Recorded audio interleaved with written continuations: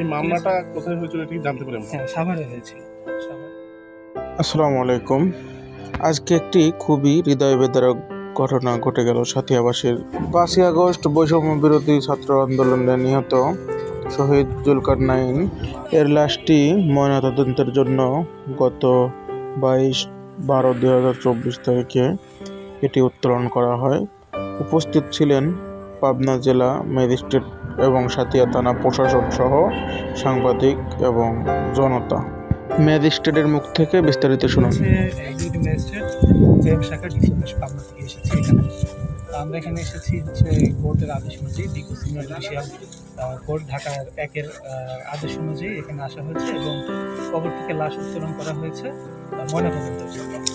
কার লাশ? জুলকারনাইন, যিনি বিগত 5 আগস্টে মারা গিয়েছেন, তার বয়স 17। আমরা এই সুলতান রিপোর্ট প্রস্তুত করবো ময়নাতদন্তের জন্য প্রেরণের জন্য আমরা পূর্বে কি এটা ময়নাতদন্ত হয়েছিল এই লাশটার? এই বিষয়টা ওনাদের কাছে জিজ্ঞেস করবেন। ওনারা সরাসরি এখানে লাশ নিয়ে এসেছেন।